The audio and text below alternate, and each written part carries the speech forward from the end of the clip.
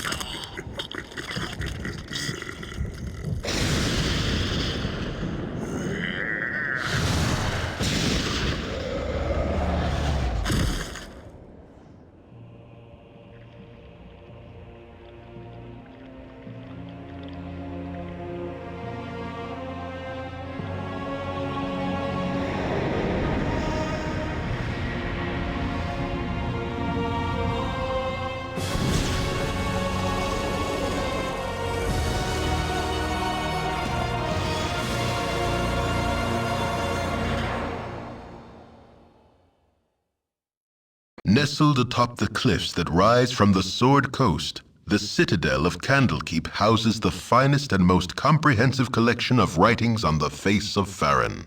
It is an imposing fortress kept in strict isolation from the intrigues that occasionally plague the rest of the Forgotten Realms. It is secluded, highly regimented, and it is home. Within these hallowed halls of knowledge, your story begins. You have spent most of your 20 years of life within this keep's austere walls, under the tutelage of the sage Gorion. Acting as your father, he has raised you on 1,000 tales of heroes and monsters, lovers and infidels, battles and tragedies. However, one story was always left untold, that of your true heritage. You have been told that you are an orphan, but your past is largely unknown. Lately, Gorion has been growing distant from you, as if some grave matter weighs heavily on his heart. You have asked about his concerns as gently as possible, but your queries have been in vain. Your sole comfort is the knowledge that he is a wise man, and you know he will tell you when the time is right. Nonetheless, his silence is troubling, and you cannot help but feel that something is terribly wrong. Today, Gorion has appeared more agitated than ever, and now he has uncharacteristically interrupted your chores in the middle of the day, imparting hurried instructions for you to equip yourself for travel. He has handed you what gold he can spare, but given no clue as to why. Nevertheless, you now stand before the Candlekeep Inn, ready to purchase what you need for an unplanned and unexpected journey. Brilliant. Cracking cutscene, that one of my favourites. Very cryptic as well, but all of it will make sense in due course. Don't worry about that. Now, I'm going to start a new single player game, and one more thing to mention before I do that actually is that I have played this game quite a bit now, but I am still by no means whatsoever an expert. So, and I'm also going to be playing this game kind of blind, because while I've played quite a bit of it, I've never actually managed to finish it. I know the basic gist of the plot, because I have played Baldur's Gate 2 once before, and the plot for Baldur's Gate 2 is pretty... The plot for the original Baldur's Gate is spoiled within the first 5 minutes of Baldur's Gate 2, but regardless, hints and tips are welcome, spoilers aren't, and that's all I'll say about it for now. So let's get on with this. Let's start a new game. Not going to bother with a tutorial. Don't think I've ever actually done the tutorial in this game, now I think about it, but anyway. This is the character generation screen. I'm going to save us a lot of time and use... in true Blue Peter fashion. Here's one I made earlier. Test next. Marcus. Here he is, Marcus. He is the man of the hour, so to speak. He is male, he is human, and his class is Blade. Now, Blade is a type of bard, essentially, who is very highly focused on combat. It's quite an advanced class, but I quite like it because it gives you some interesting options in combat and out of combat, actually, as a class. Marcus here is... Oh, and yeah, and you can see his alignment is neutral evil, but I'll get to that in a second now. Marcus is a particularly talented swordsman. It's one of his defining traits. Now, however, he is, not much of a soldier. He's not like the guardsmen who patrol around Candlekeep, you know. He was certainly trained with them, but he's not very much one of them. You know, he doesn't go around in big clunky armor, using big clunky shields and spears and polearms and things like that. He favours a simple longsword and nothing else, not even a shield, and he relies very much on his own dexterousness, his own dexterity and his wit and agility to see him through fights. You know, single combat duels and stuff are particularly where he shines as a combatant. So, but because he's a bard as well, he will have quite a high lore score. I mean, as a blade, it won't actually be as high as it normally would, but nevertheless, because he is a bard, he will have quite a high lore score, and I quite like that because I think it represents part of his upbringing in a place like Candlekeep. You know, he will have read a lot of books and things on various different subjects like history and magic and things like that.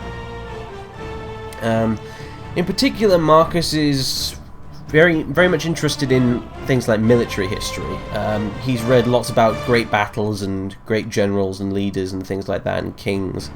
And that's very much reflected in his personality. You know, it's shaped the way he's grown up. There's kind of all these tales Gorion has told him about famous battles and things like that.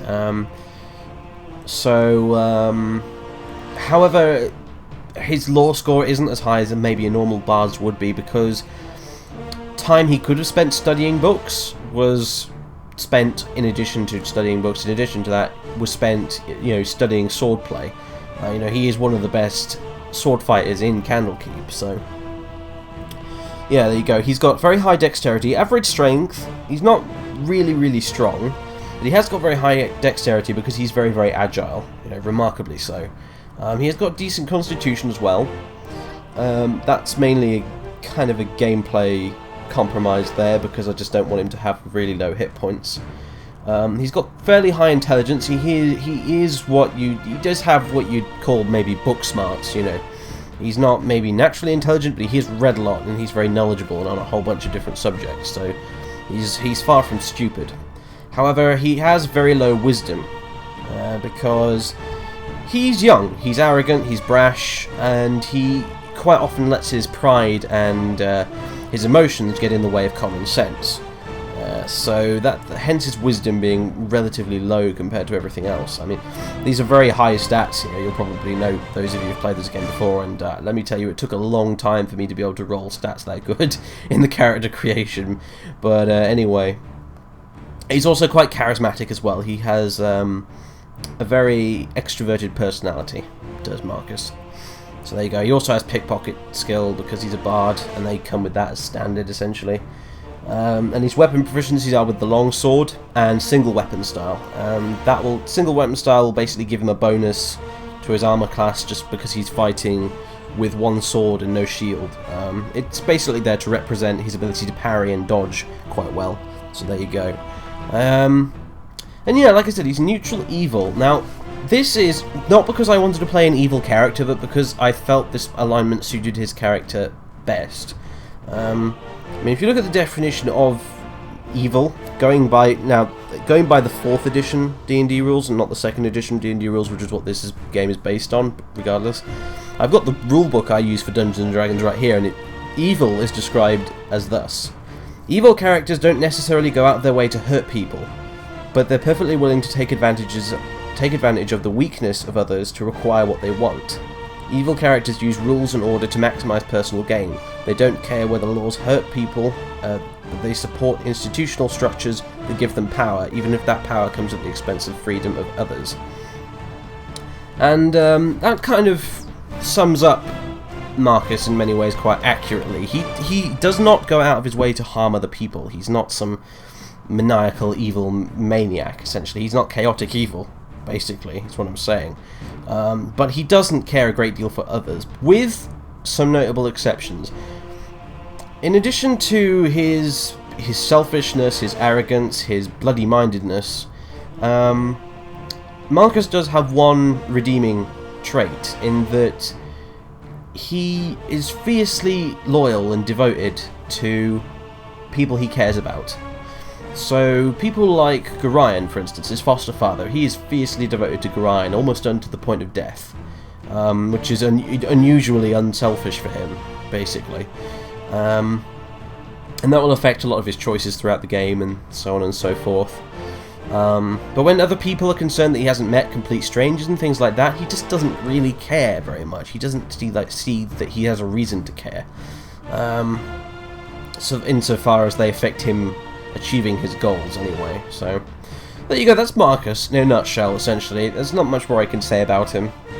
I'll probably talk more about him as we go through the game itself, when I get opportunities to explain things, but you know, there you go, essentially. Now we just need to finish it off by appearance, done, voice, now, this one. To you all! As it should be. I must rest. Oh, such a waste of time. What? Make it quick, yes? A waste of my talent. A waste of my talent. Yeah, that's Marcus right there. That suits him perfectly. Right, so there we go. I'm now going to hit accept. And when I do this, for me, the intro that you guys watched earlier will play, but I will edit that out so you don't have to watch it twice, and then we will jump straight into the game itself. Okay, so here we are, everybody. What? A waste of my talent. Here we are in Candlekeep itself, stood outside the Candlekeep Inn, which is where we have been sent by Gorion to go and buy some equipment to outfit us for our journey that we're going to be going on. Now, Marcus is pretty excited about this, truth be told.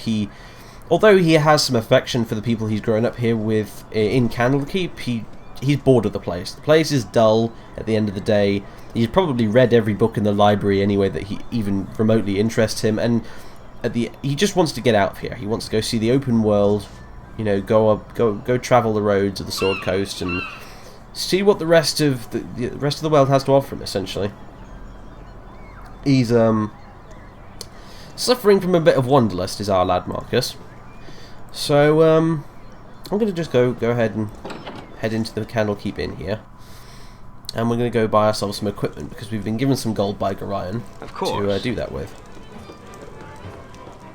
My hotel's as clean as an elven arse. Alright, now I will say now that I will do my best to read out all the dialogue in this game. At least all the important dialogue.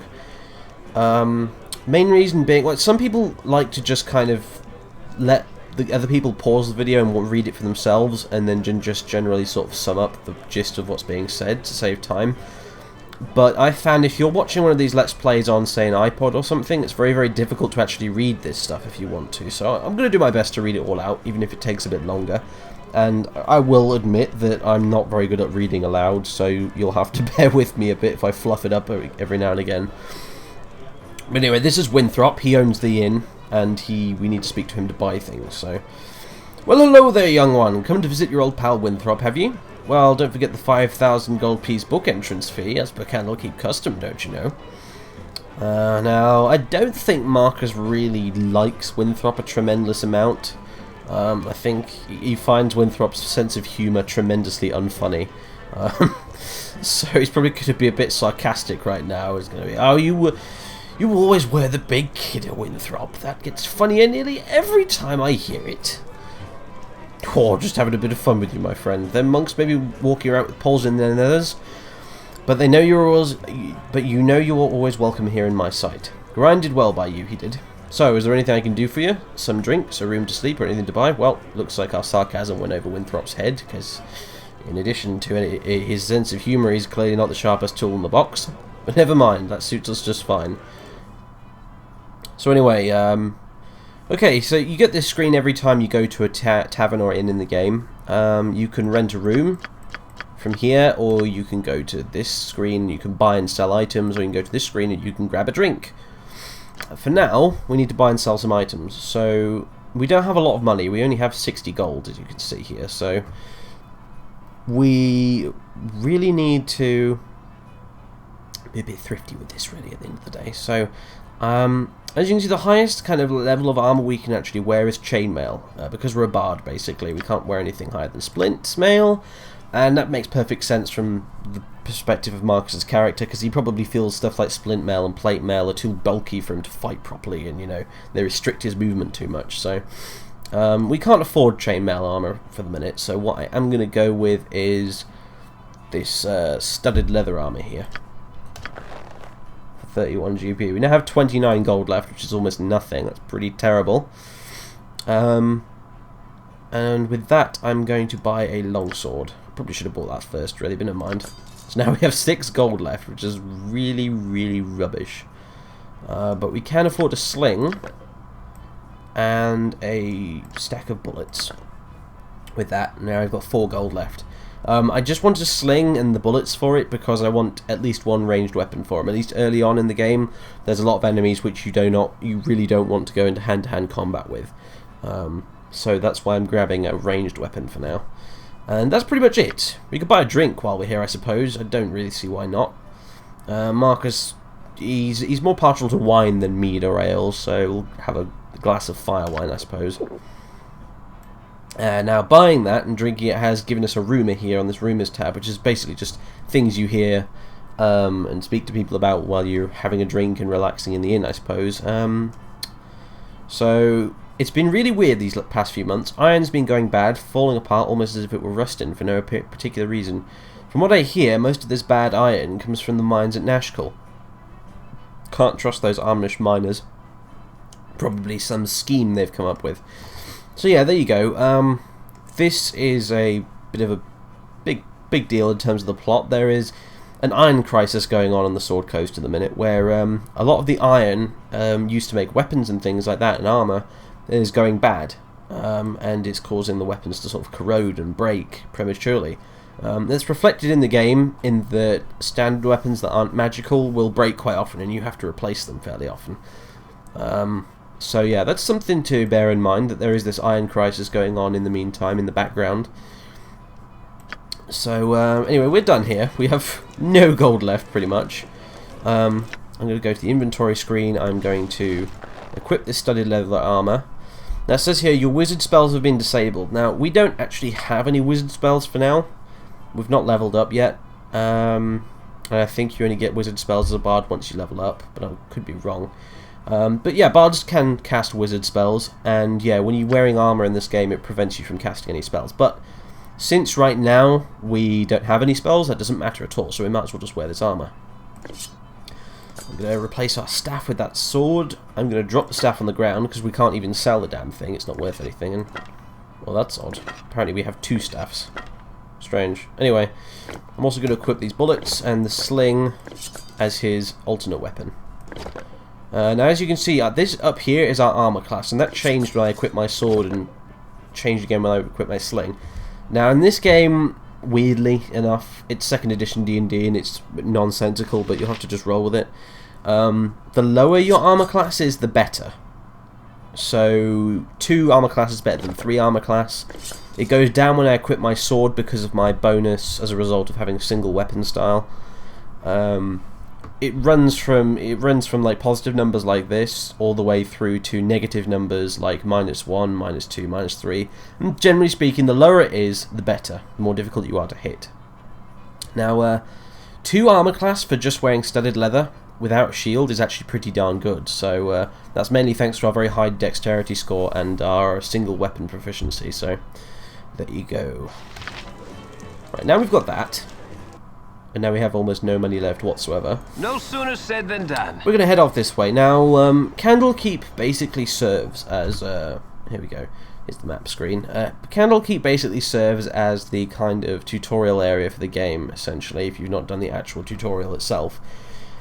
It has a lot of little fetch quests and stuff you can do in it as kind of tutorial bits that are worth a little bit of XP and a little bit of gold, but on the whole, I'm actually going to skip most of this because I really can't be bothered to do it, and I'm fairly sure you've probably all seen it before anyway from watching other people's Let's Plays, so I'm just going to go ahead and get straight through this as quick as possible. I don't really want to waste time here.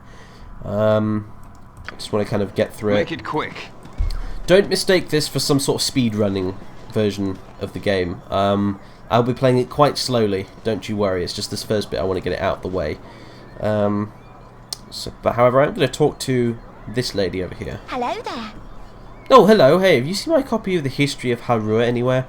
You know how I can't stand the constant shuffling of arthritic feet up in the library, so I thought I'd get a bit of fresh air just east of here, and, oh, I hate being so absent-minded. Please, if you find it, I really do need it back. Now, Marcus, you'd say one of his weaknesses is that, well, he'll do almost anything Yes? for a pretty face, and today is no exception. So, figuring he has plenty of time to go meet Gorion, he's gonna head along this way. He's gonna ignore all these tutorial advice givers, and he figures, oh, why not? I'll go look for this book for her. Might get something out of it in the end, if you know what I mean. What's this? Priest's quarters. Maybe she left it in here. Who knows? Hello? And we've been approached by this shady-looking character. Oh, goody goody. I've gone and found you first. You're the ward of Gorion, no doubt. Now this is the priest's quarters, and technically speaking, Marcus probably shouldn't be in here, so he's going to pretend that, he's going to straighten up and pretend that, oh, he's totally meant to be in here. So, yes, I am. What can I do for you? Oh, our encounter shall be quite simple for you. Plainly put, I have made it my mission to end your life. Success will mean a little respect among my peers, so you see, you can do very little except die. I'll crush your face, I will. Make you dead and done. We have been attacked by a mysterious assassin. Shank, apparently his name is here, according to this. Well done, Shank. You have probably picked a fight with the one man in Candlekeep you definitely shouldn't have.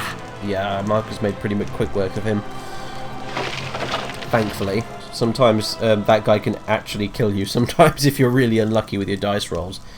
So, I'm going to take his little dagger, because we might need it later, actually. But generally speaking, in this game, you don't want to loot just random weapons like that, because they're worth almost nothing for selling.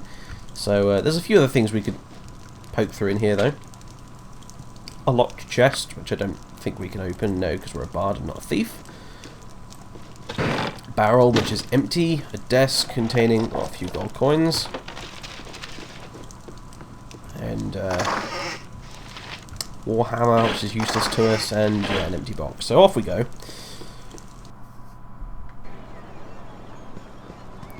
And we've been approached by Parda, this fellow in yellow here.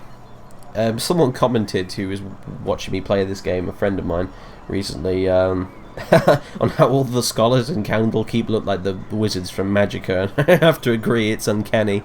But anyway, he's approached us. Marcus, you cut yourself above the brow there. What is wrong, child? Something in your eyes tells me that something is very wrong indeed. Now, we have two options here. The first being, oh, Parda, there was a man in there, and he smelled like the stables, and he tried to kill me. It was horrible. Which I'm not going to pick, because that doesn't really sound like Marcus at all. Now, in fact, Marcus is probably a little bit shaken by the experience. He's probably actually quietly quite pleased with himself, because he's never actually killed anyone before. He's obviously been in training fights plenty of times, but he's never actually fought with live steel. And he's quite pleased to have won that fight so spectacularly back there.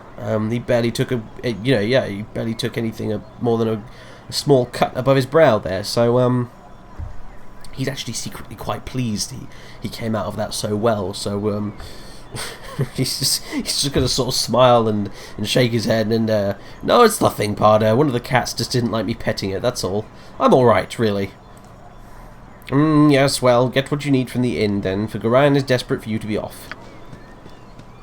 And we're gonna head off this way. Parda's gonna walk in there, and probably as we walk off into the distance, we'll probably hear him shout from inside there like, "Oh my god!" or something upon realising what actually just happened.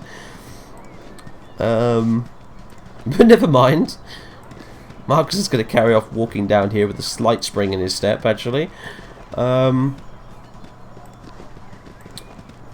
Although, quite quickly, because he suddenly realised that his life is indeed in danger. Something is very, very wrong. And, quite frankly, sod finding that silly girl's book. He could really care less right now. He desperately needs to go find Gorion, it would seem. It's me, Emmalin. Ah, yes, and as she's just announced, this is Emmalin. Emmalin is a childhood friend of the player character who they've grown up with in Candlekeep pretty much all their life. And she's one of your first party members in the game. So, this is what she has to say. I'm surprised that stuffy old Gorion let you away from your studies and chores. That old fiddle-faddle. I snuck off too. Old Puffguts Winthrop was looking for me, but I've got all day to do his chores. You have time for a story today? No, I can tell you don't. What have you been up to? This just as a side note, I like how she's asked, do you have time for a story today? Now, she does that regardless of what character you play as, but I like how it actually does kind of fit with the fact that Marcus is a bard, and he probably does know lots and lots of stories and things like that, so I thought that was kind of neat. Just thought I'd mention that. It fits very well. Let's see. I'm sorry, child. You should not tarry about either. Winthrop will want the beds turned in. Now, that's too responsible for Marcus, that is. Leave me be. I have no time to waste on you today, child. No, he's not going to be mean to Emmalin. He might be mean to other people, but he's not going to be mean to Emmalin, because as I've explained, you know, he values his friends very, very highly. So, yeah, I'm afraid I cannot chat today, little one. My foster father wishes me to go prepare for a journey, but he won't say to where. Little one? I'm not much younger than you.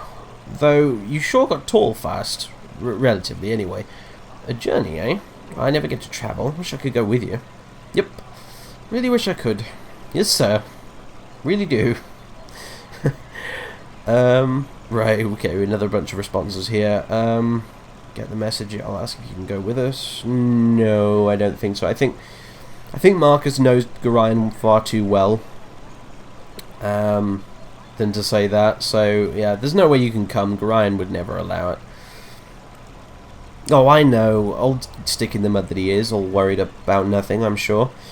Better go now, because you've got a long ways to travel. Not that, not that I would know. Especially since I didn't peek in old Mr. G's private letters. No, sir.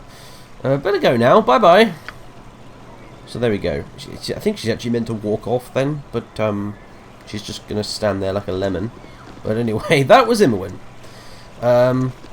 She's going to be with us for pretty much the rest of the game because her class, she's a thief, basically. That's her class, and we will need a thief in the party. But also because she appears in Baldur's Gate 2, and therefore we need to keep her around for pretty much the duration of Baldur's Gate 1. And plus, she is she's Marcus's oldest and dearest friend, and he wouldn't cast her aside lightly. You see, so like I said, he's very loyal, if nothing else. So anyway, this is Gorion, our foster father, and it's probably about time we found out what the hell was going on. Oh, my child, I am glad I have found you. This is very unnerving, I know, but you must trust me. It's very important that you pack your possessions so that we may leave Candlekeep immediately. Hurry, for there is no time to tarry. The keep is well protected, but not invulnerable. Indeed, we've just been attacked by an assassin within the keep's very walls, after all. So, there are more things I need to do. No, there's nothing else we really need to do.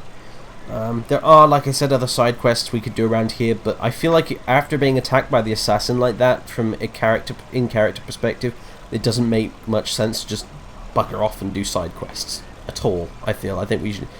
Marcus's first priority right now is, you know, his sense of self-preservation is telling him to get the hell out of here as soon as possible. So, where are we going?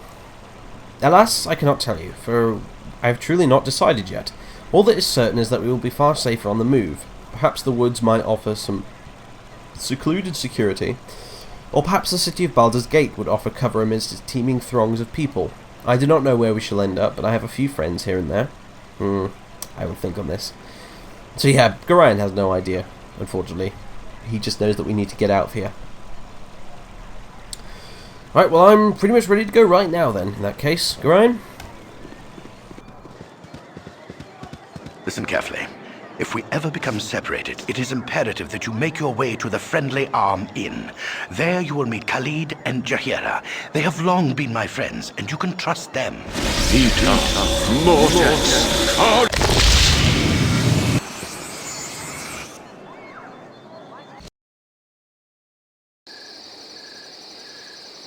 Let's hurry, child. The night can only get worse, so we must find shelter soon. Don't worry. I will explain everything as soon as there is time. Wait, there is something wrong. We are in an ambush. Prepare yourself. You're perceptive for an old man. You know why I'm here. Hand over your ward and no one will be hurt. If you resist, it shall be a waste of your life. You're a fool if you believe I would trust your benevolence. Step aside and you and your lackeys will be unhurt. I'm sorry that you feel that way, old man. In cactus. Run, child. Get out of here.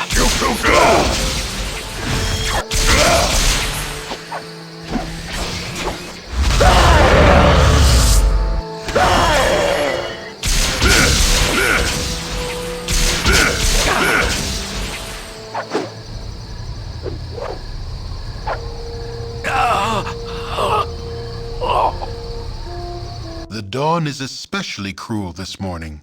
You awake with the realization that you have not been living some horrible dream. Ambushed, you saw Gorion cut down before your eyes, and even his powerful magic could not stop the onslaught.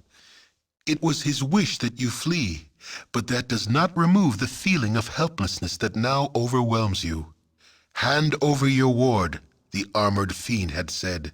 He was after you and you alone, but why? If only Gorion had given some clue. But now you are alone and lost. Candlekeep is near, but you will find no quarter there. The readers pay for their serenity with rather draconian entry rules, and without Gorion's influence, their doors will remain closed. You will not last long on your own with your meager equipment. Perhaps you can get some help from the friends Gorion mentioned, the ones at the Friendly Arm. There we go. That, ladies and gentlemen, was the end of the prologue, which ordinarily would have taken us about 40 minutes plus, because I've been doing all the side quests in Candlekeep, but we rushed through it, so prologue is out of the way, and now Chapter 1 begins, the start of the actual full game itself. Hey, it's me, Emmalin. So here we are with Emmalin. We're out here on the road. We've just sort of spent the night out here after having fled the battle. And Emmalin has just come down the road towards us. Sorry I followed you, but I never get out of Candlekeep, and those monks are such a bore. Never any decent coin in their pockets neither. I saw Gorion, and I'm so sorry. I kind of figured something bad might happen to you out here. Now, we could tell her to piss off, essentially, but we're not going to. That's not what Marcus would do. In fact, Marcus is probably very, very glad to see a friendly face right now. So, how could you have known? Gorion did not even tell me. I accidentally read a letter on his desk the other day. I can't remember exactly what it said, but he might still have... It might be on his body. Anyway, I'm not going to let you wander around out here all alone. Never let a friend down, no sir. Stick with you until you say otherwise, I will. And there you go. Our journey begins. Now I'm going to end this video here with the prologue done, and next time we will begin the actual game in earnest. I'm also going to leave this all as one video, this entire prologue bit and the character creation and stuff. Just as one extra long video, just to get all that stuff out of the way, and then from now on I'll sort of post this as I normally would. So, thank you for watching, everyone, again, and I hope you'll join me next time when we continue Let's Play Baldur's Gate. Anyway, thanks for watching, everyone. Ta-ta for now.